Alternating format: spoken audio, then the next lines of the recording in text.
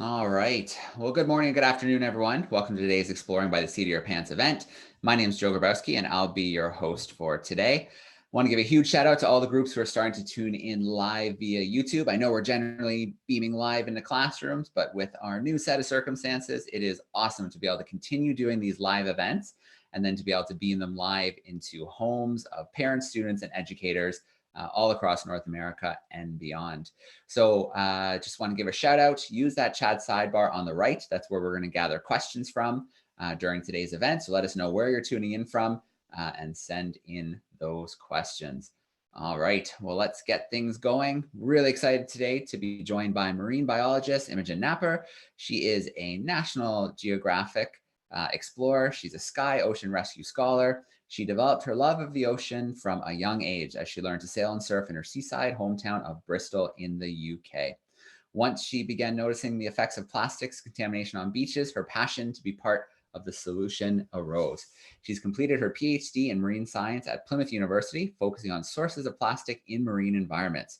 Her work recently helped influence the ban of microbeads in cosmetics internationally, and her research was also the first research piece that specifically analyzed different fabric types to understand how plastic fibers are coming off our clothes during the wash. Imogen, it's so great to have you joining us live from the UK today. We're excited to get to know you a little bit better. And then of course, we'll fire away with a little Q&A action. Awesome. I'm delighted to be here and I'm really excited to show some of my research as well. So are we all right to get cracking? All right, let's go. Awesome. Okay, so hello everyone. My name's Imogen Napper, and as Joe said, I'm from the UK. I hope you're all keeping well in these crazy times, and I'm going to be delighted to share some of my research that I've done throughout my PhD and a little bit afterwards in the next 15 minutes. So let's just take a look. So hopefully you can see my PowerPoint presentation at the moment. And my research is all about investigating the not so obvious about plastic pollution going into the ocean. And it's really important first to understand what plastic is. And at its most basic form is carbon and hydrogen, which you can see there. And the chemical formula there is a monomer. And I want you to imagine a monomer like a Lego brick. If we put all of these Lego bricks together, all of these carbon and hydrogens, it creates a polymer. And that basically is what a plastic is at its most basic form. And if we look around the room today, the room that you're in, nearly everything is made out of plastic. I'm wearing a plastic jumper. I'm drinking from a plastic drink bottle. Behind me, I've got a surfboard that's made out of plastic. Speaking to you through a plastic computer with a plastic phone, holding a plastic pen. It's really revolutionized our lives for the better. And as you can see on the screen here, we have carrier bags, we have shampoo bottles, toys, and even body armor, because it's just so versatile as a material. So the first synthetic plastic was made in 1907, and that was Bakelite. And for some of the older generation among us, you might remember Bakelite as being Bakelite radios. And my nana actually still has a Bakelite radio that works today. But that was the first synthetic plastic. And then it boomed the plastic age. So we've had the Stone Age, the Iron Age. Now I truly believe that we are in the plastic age.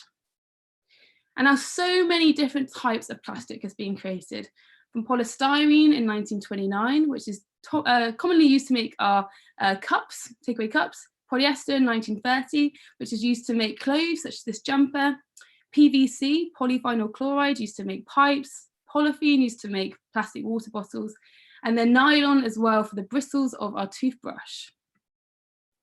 So as you can see, it's such a fantastic material. It's really changed our lives for the better. I'm sure you're all seeing the positive effects of plastic, especially in the healthcare system during the emergency we're facing right now. So it's not plastic, the material, that is the problem. It's how we use it and how we dispose of it. This is actually a magazine called Life. And a few decades ago, they had the cover of the magazine with a family there throwing all of these single-use plastics in the air. If you have a look closely, you might see some plates, some bags, some spoons, some forks, And people really thought that this was the future because it would save money and it would save time. Imagine you had to wash the dishes, but if your dishes were made out of single-use plastic, you could just throw them in the bin instead. So people were really getting excited about this plastic that we could just treat as disposable. But is it really disposable? It's meant to be a material that lasts a lifetime. And this is where we're facing the problems. But where did the story start for me? Well, this is me when I was younger. I think I was about 3 years old there with my dad, and I grew up in a seaside town called Clevedon, which is near Bristol in the UK. And we have some amazing beaches, and we look over the estuary onto our neighbouring country, Wales. And I used to love drawing in the sand. My parents said it was the best babysitting service. And I could sit there for hours with a shell, a stone, a feather, you name it, and I could draw shapes for hours and hours. But I never remember there being any plastic on the beach. And I want you to cast your minds back. When you were growing up, can you remember any plastic on the beach? Well, fast forward 30 or so years, and now sadly this is a reality. This is me walking my dog Rhubarb, who's a black and white Springer Spaniel at the back. And we went for a walk in Cornwall, which is about half an hour drive from where I live at the moment, just on a Sunday. And we went after the storms, and I didn't expect it, but the beach was covered in plastic. It looked like confetti on the sand, all different shapes and sizes. And it scares me that this has happened in my lifetime. And even when I go back to the beaches back home, I'm starting to see a similar effect. Well, rather than sit there and just watch this problem happening, I want to be part of the solution. So I was able to turn my curiosity into ocean science, into being a solution expert into plastic, and looking at how it's getting into our waterways. How is it getting into the ocean that we all share? So my science really focuses on the sources of plastic going into the marine environment. And we might typically think of litter getting into the ocean or the rivers from it being dropped in towns or cities, or sewage-related debris, or lost fishing equipment, or people just not picking up their rubbish at the beach. But I wanted to investigate the sources of plastic that we don't typically consider. And I was doing a talk in a school once, and someone best described me as a plastic detective. So really understanding how it's getting there. So my first research was looking at microbeads in facial scrubs. Now, microbeads are tiny plastic particles that were put into facial scrubs to get the dead skin cells off, to exfoliate our face. Tiny plastic particles. And truth be told, I actually used to use some of these facial scrubs because I had no idea that they would even put plastic in there. So you would wash your face with these tiny plastic beads. They would go down the drain, potentially through the sewage treatment works, and then into our ocean. But no one had done any research before looking at how many microbeads, these tiny plastic particles, could be in one bottle. So that's exactly what I decided to do. And this is how much we found. So after hours and hours in the lab extracting all of the plastic from the facial scrubs, we found that 3 million could be in one bottle, which is terrifying. So if you had a squirt on your hand that you used to wash your face, there could be over 10,000. They would go down the drain, potentially through the sewage works, and then into our oceans. However, this created a huge amount of discussion, especially with the general public like you and me, that we could understand that this was a source of plastic that we didn't want, and it was completely not needed, especially because you can put alternatives like oats or salt or sugar in the facial scrubs instead. Then industry started to listen because consumers were getting so angry that this wasn't being stopped. So they started voluntarily removing microbeads from the products. And then eventually this research influenced legislation around the world banning microbeads in facial scrubs. So it can really show you how research can make a really positive impact in the world. We went back 2 years later and we tested the same facial scrubs that we tested in the previous experiment. And we found that all of them had removed plastic from their products, which was a really fantastic and memorable moment, especially as a scientist, that we were able to influence that. So my next research looked at washing our clothes. Most of our clothes that we wear, I said that this jumper is actually made out of plastic. So we could have polyester, acrylic, or polyester cotton blend. So have a look at your clothes later on and see what they're made out of, because you'll be surprised that most of the clothes in our wardrobe are actually plastic. And we wanted to investigate, when we wash our clothes, when they're swishing and swirling around in the washing machine, how many plastic fibres come off and potentially, like the microbeads, go down the drain, potentially through the sewage treatment works and then into the ocean. So this, what you can see on the screen here, was my partner in crime, my washing machine, and I spent over 200 hours next to this washing machine washing clothes to do just that research. And we decided to test 3 different types of jumpers. We tested polyester, acrylic, and polyester cotton blend, because they're some of the most popular fabric types that we would get when we shop. So what did we find? Well, we were able to see that for a typical load of washing, for polyester cotton blend, 130,000 fibres could come off our clothes and go into the wastewater, which could then potentially go into the ocean. A typical load of polyester clothes was 500,000 fibres, and acrylic was the most at 700,000 fibres. So imagine every time your family or your friends wash their clothes, up to 700,000 fibres could be coming off, plastic fibres, swishing around in the wastewater and then potentially going into the marine environment. So after that research, and I'll tell you a little bit more of the development of the future research we're doing at looking how to stop the fibres in a minute. And my next bit of research during my PhD was looking at biodegradable and compostable plastics. I'm sure you've all seen a rise in single-use items such as cutlery, bags, water bottles, which claim to be biodegradable or compostable. But we wanted to do a test, especially in the natural environment, to see what it did on the tin. Did it actually break down in a quick time frame? So to do this, we tested a variety of different bags, which claim to be either biodegradable or compostable. These bags here. We also just tested a normal conventional plastic bag that said it wasn't biodegradable or compostable to see how it compared. To make it standard, we cut all of these bags into strips. And then it's a little bit dark, but here you can see that we've put them into this big structure, which was actually a bit of garden netting to keep them in place in the different environments. So what environments did we put them in? Well, we dug them into the soil. There they are, there's some of the strips. And we put some whole bags in there as well, as it's easier to see visually. We left them outside, getting the sunlight. And we also put them in the marine environment. So they're to the right of the boat, so they would be deployed where that blue hose is there. So what happened? Well, we left them for 3 years. So it was the first experiment that I started in my PhD and the last experiment that I tested. And every 9 months, we would pull the samples back up and I would look at the tensile stress to see how easily they would break. I would look at them visually to see if there was any degradation or they were disappearing. So it was a really intense 3 years of sampling. And this is a picture of me pulling them out of the marine environment. And as you can see, it's covered in marine growth. So we have amazing animals. It's just like a little zoo. We had lots of sea squirts, we had starfish, we had velvet crabs, we had everything, you name it. Okay, so what happened? Well, for the ones that were in the air, they completely broke off into tiny little pieces after 9 months.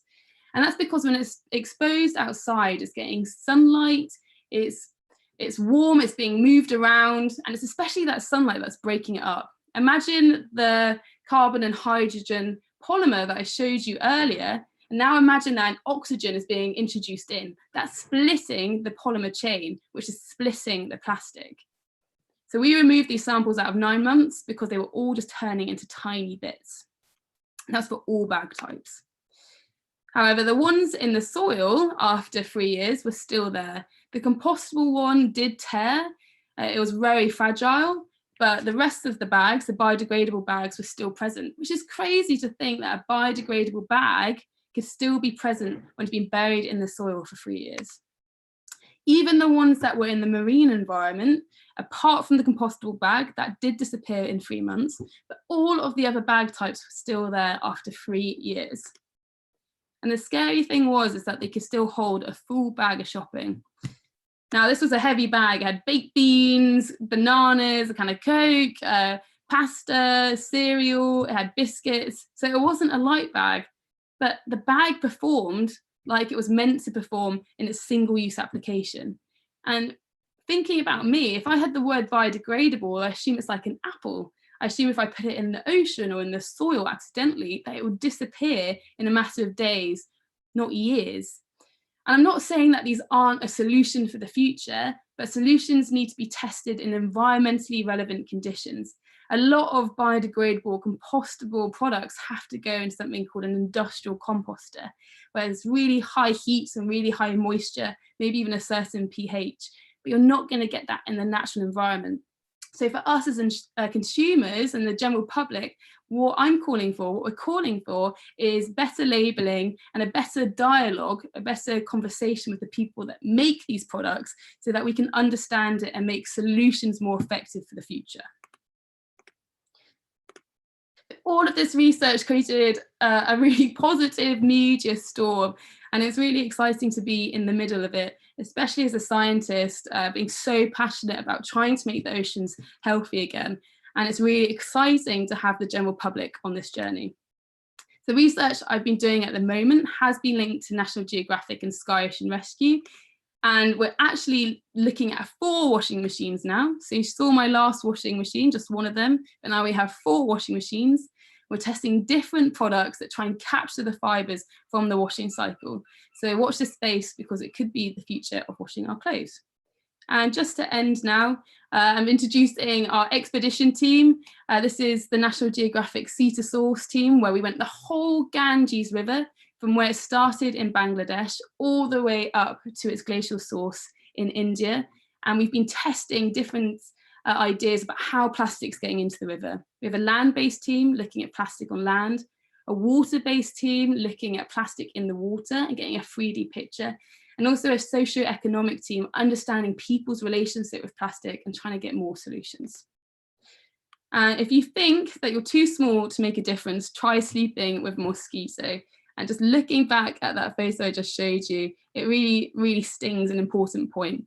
This mosquito was made out of a friend called Rob Arnold, who's a fantastic artist, and he makes beach art out of litter he finds. And if you look closely, you can see a bit of a bottle, an inhaler, a bit of cotton bud sticks, and then it links to this message.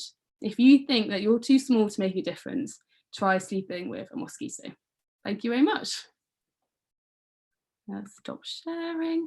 Perfect. All right, Imogen, you are back. Thank you so much for sharing an awesome presentation. And the research you're doing is really important because I think we all know, we're all hearing, especially students in school, the impact that single-use plastics are having on our oceans. And I believe the statistic is it's about equivalent to a dump truck every minute of plastic that's entering our oceans. Yeah, which is terrifying to think. So we need to make lots of little changes in our lives that can try and minimize that dump truck. All right, absolutely. So I want to give a shout out to the groups that are joining in live via YouTube. Start sending in some of those questions. And I'm going to start off with the first one that's come in so far. We've got Gail, who's tuning in from Belleville, Ontario. And she's wondering if there is a difference between the terms compostable and biodegradable. So there are differences and it can be quite confusing. Imagine compostable is designed to go in a compost bin with your apples and your potatoes. Biodegradable is also meant to be broken down in a quick time frame, similar to compostable, but by biological matters such as enzymes or bacteria.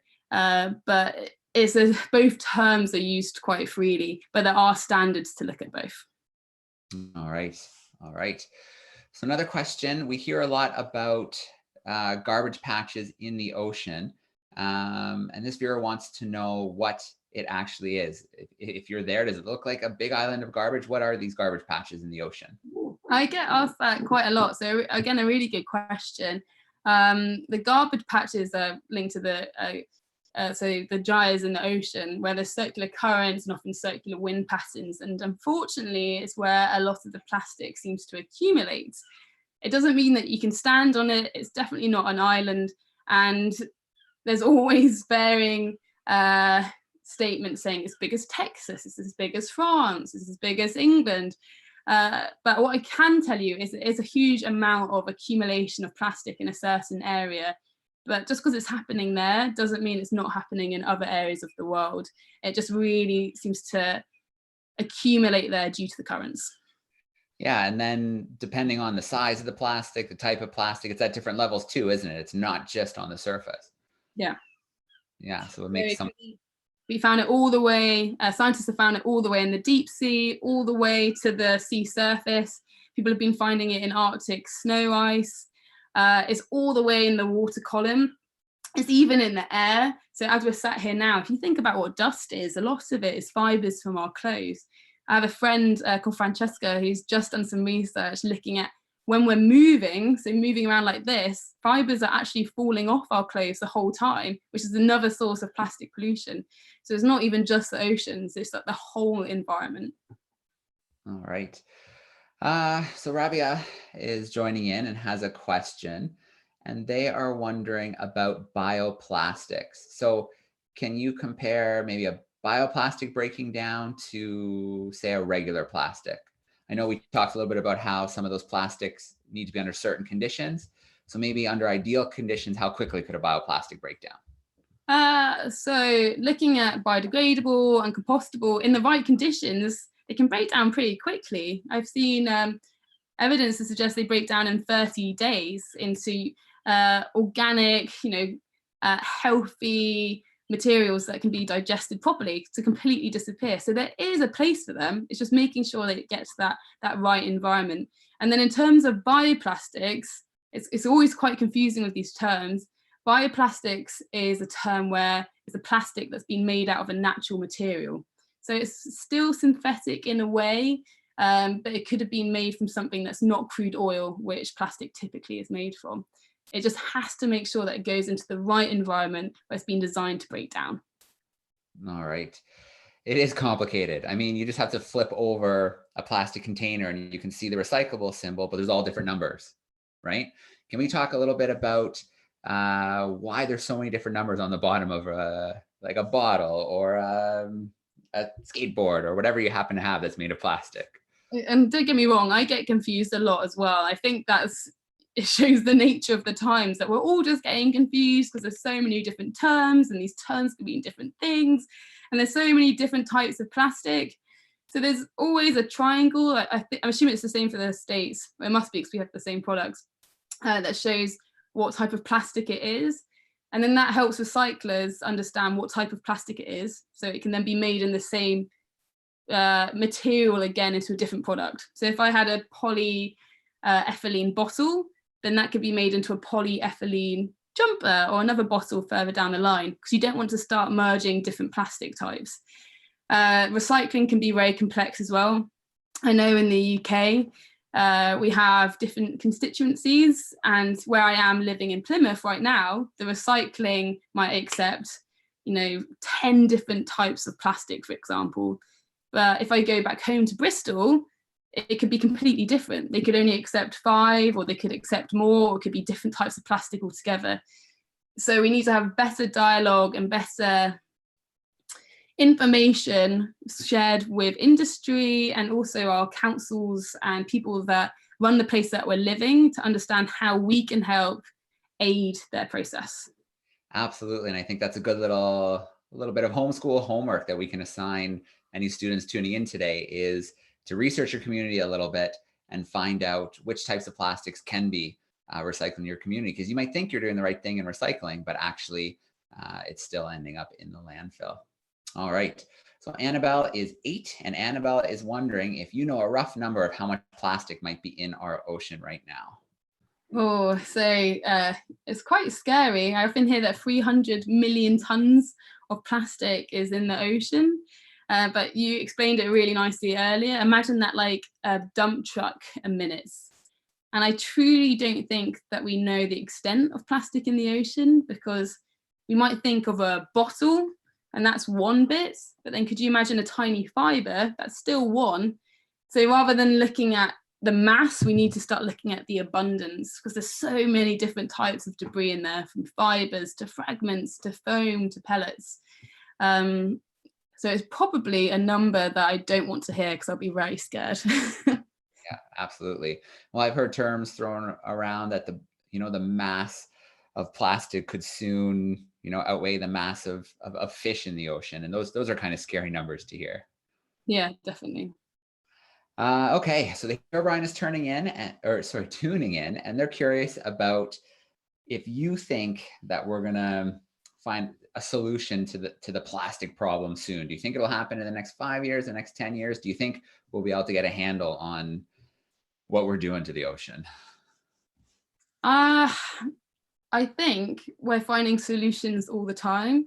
It's not a quick fix because there's so many different sources. I explain it like a jigsaw puzzle. There's so many pieces of the jigsaw puzzle that we need to fix for it to be complete. We just need to keep working on our own separate pieces to then put them together. So I've been looking at washing clothes and facial scrubs. Other scientists or other members of the public might be looking at something else. It's just knowing that a small difference can still have a huge impact. So recycling your bottles, picking up litter from the streets. So we'll probably see a lot more solutions in the next 5 years, but it's something that we're going to need to keep chipping away at because it's not going to be easy. Yeah, absolutely. So a lot of companies are trying to come up with interesting ways to take plastics, recycle them, make new products that can last longer. So one example here I have is a skateboard here, and this skateboard was made from fish nets in Chile that were recovered either on the beach or the fishermen return old nets. What are some cool projects or products that you've heard of that people are kind of recycling plastic into? I actually have some shoes that have been made out of plastic found on the beach. I've got some sunglasses, which are awesome, that are made out of old fishing nets that I wear all the time. Gosh, nearly anything that could be a plastic could be recycled from waste. And that's a really exciting thing. I've seen lots of clothes made out of plastic waste.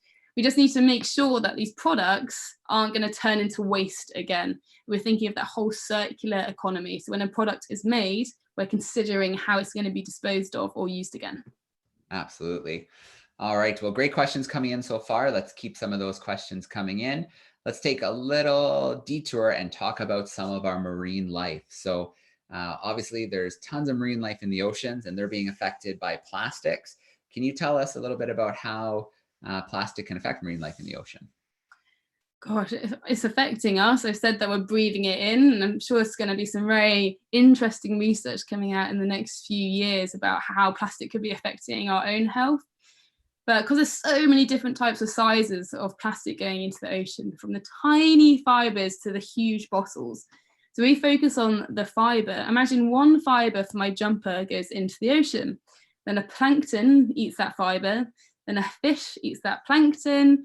And then maybe even a shark eats that fish, and so on and so on. It just shows how plastic could be accumulating in animals as we go up the trophic chain. And then even for bigger bits of plastic, such as fishing nets or bottles, turtles love jellyfish. It's their favourite food. But carrier bags in the ocean look like jellyfish. So unfortunately, loads of turtles eat carrier bags and they get really sick. And unfortunately, they get really unwell and it can really hurt them. So it shows you the different effects of from a tiny plankton eating a fibre all the way to a turtle eating a plastic bag. It can have so many different effects. Absolutely. And then look at us when, so many people, millions and millions of people, fish is an important source of protein. So, that's going to bioaccumulate in a lot of people who are eating those larger predatory species of fish from the ocean. And then we've seen those images recently of whales washing up on shore. And when they look inside their stomachs, they are just full of plastic bags. So it's having a huge impact top to bottom in our oceans. Yeah. All right. Let's see. Oh, okay. I like this one. So Imogen, tell us a little bit about, your decision to decide to study plastics and what you studied in school. That's a really good question. If I'm honest, at school, I was a bit, I wasn't sure what I was going to do. I think everyone assumes that you have to know what you're going to be doing at school for the rest of your life, but I had no idea. And it took me ages to consider that, even though I was so passionate about doing beach cleans and the ocean, that I could make that a career and do research in it. It really never clicked for me. So I actually went to university and I studied biomedical science. And when I was there, my supervisor said that I can tell that you love research. I always loved answering unanswered questions, and I really loved being in the lab and just being that detective I talked about. But he could also tell that I didn't want to do biomed for the rest of my life. I was very open about it. And then he made me do this mind map of what I enjoyed. And I enjoyed surfing and beach cleans and conservation and doing public outreach about conservation. And it was suddenly really obvious and staring me in the face that I just hadn't considered doing plastic pollution as a research career before. And then I sent an email to my now supervisor saying, this is me, this is what I'd like to do. It's a bit of a risk because I've never done anything like that before. And I've been doing it now for about 6 years. So it shows, stick with your passions, be aware that, you know, your career or your life might go like this, but you can always connect the dots going backwards, sometimes not forwards. And my mum always gave me the advice saying, do what you're passionate in. And I just wish that I was aware of that earlier. But if I hadn't been aware of that, then I wouldn't have got here now potentially. So life works in mysterious ways. It sure does. And I think that's a pretty common theme here in Exploring by the Seat of Your Pants, is that there is no right or wrong way to get into sciences or to get into a career you love. Sometimes you start studying one thing and something else catches your eye and you completely fall in love with it. Sometimes you're able to chase a passion right from when you were 8 years old all the way through to making it a career. So there's tons of different ways to get into science, and sometimes even a traditional science education isn't needed. You can still do some pretty cool projects and conservation work around the world without that formal career. So very cool. All right. So Imogen, when you go out to the beach, you know, you surf, you do activities out at the beach, do you find that maybe you don't enjoy them as much anymore when you see so much plastic on the beach and plastic in the ocean, or can you turn it off a little bit and have a little bit of fun sometimes? I guess my mind is always buzzing about what could be in the ocean. But definitely going surfing and just even having a walk on the beach is so rejuvenating. It just feels so fresh, and it's just so nice to be out in the open air and reconnecting with nature, which is my main advice for if you want to protect something like the planet, is go reconnect with nature and just see how wonderful it is.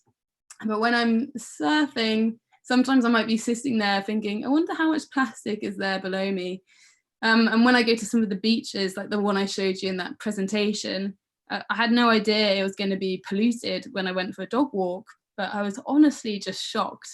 It made me realize that if this is happening to the beaches around me, this is happening all over the world. And it's a very unfortunate connection that we all have together, but then that also means that we're part of this shared solution. All right. So here's an interesting question. So we talk about marine life being negatively impacted by plastics in the ocean. Can you think of any examples of animals that maybe are taking advantage of it, or it's maybe beneficial to them in some way? Oh, that's a great question. I haven't been asked that before, actually. One that I can think of at the top of my head is hermit crabs. Hermit crabs, you know, always love to have the best shell. It's their house, most jazzy shell, you know, that they look smart in. But instead of having shells, there have been hermit crabs that have had, I've seen one in a toothpaste cap. I've seen some in a bottle. So I guess plastic is so durable and so hard. I guess it's the best shell that they can have because they're going to be protected. There's also evidence to show that plastic can act like water taxis. So little organisms, little bits of bacteria can attach to the plastic, and then like a taxi, it can go almost around the world, I could guess, and it can be introduced to new areas where it hasn't been before. So I guess that could be quite good for the animal if it's an invasive species, but quite bad for the other animals in the area because that means that it's at a threat. Yeah, I was trying to think of something as well, and what came to my mind was, you know, you see areas of open ocean, and if there happens to be like a tree or palm frond that's fallen in, and it kind of almost becomes like a little nursery where smaller fish and sea turtles and stuff can kind of hide out. So I guess it could serve kind of that purpose too. But at the end of the day, I think it's definitely probably more of a negative than a Just positive. the amount that's going in. Yeah. Yeah, absolutely. That's a great question. I haven't really thought of that either. So Jessica, I'm curious about, are there any books about plastics that might spark interest in kids and what they can do to help? Okay, a book. I can't remember the title, but my brain's just gone blank. But search up an author called Sarah Nelms. She's actually a postdoctoral researcher and a friend of mine at Exeter University. And she's written a book about a turtle eating plastic pollution. And she's done it with her sister that's done the illustrations. So that's a book that I definitely really recommend. All right. How's her last name spelled? Maybe I can find it. Nelms, Nelms. I threw a K in front. That's why I didn't find it. All right, we'll have to dig deeper. I didn't see it. Maybe oh, here it is. No, that's not it. Is it AH or just an A? AH. I'll have a quick look as well. Sarah Nelms. Book, plastic.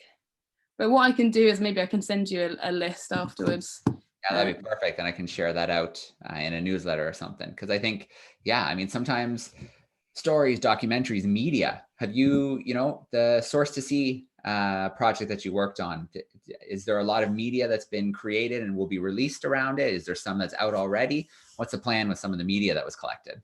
Yeah, so there's also been some education media, which has been great. So if you search up Imogen Napper Sea to Source video, there's a really nice video showing our whole team and all of the sampling that we've done on the expedition.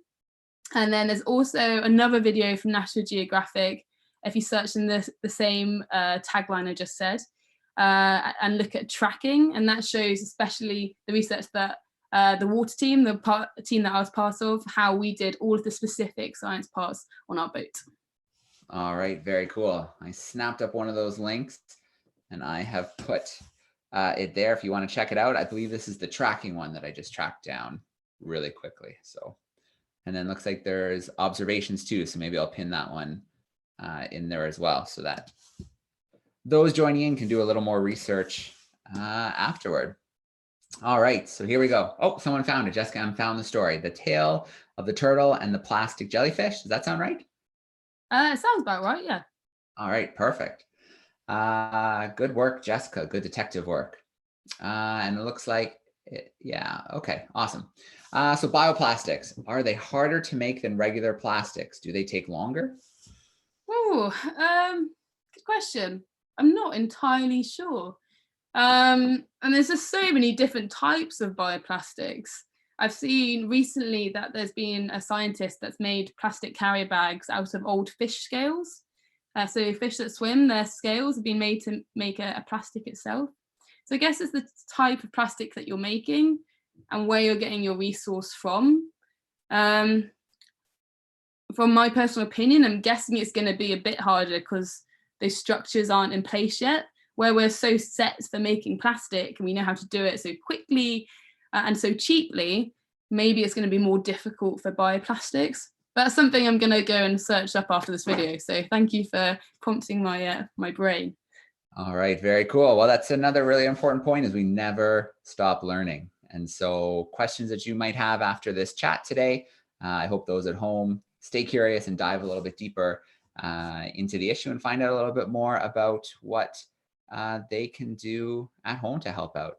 So Imogen, one last question before we wrap up for today. Our typical home viewer, what have you done to reduce your plastic impact, your plastic footprint? And then maybe people can kind of copy that a little bit at home, steal some of your hot tips and tricks. Okay. So an obvious one for me that I learned from a mentor of mine actually is that when you're walking down the streets and you might be going down a street that's quite dirty, it might seem like a bin's gone and there's litter all over the street, or there just seems to be like a lot of trash there. you don't want to spend your whole time, especially if you're in a rush, picking it all up. Like, let's say I'm going to a meeting or I'm going to university. So often we just walk by and we pretend that it's none of our problem. But if we all pick up 1 or 2 pieces of litter, and then the person behind us does the same, and then the person behind us does the same, then that's going to collect all of that litter and put it in the bin so it doesn't go into the environment. So even when a task seems so monumental and so big and you think it's not going to make a difference, you just walk by it, just pick up that 1 piece of litter, because it actually will.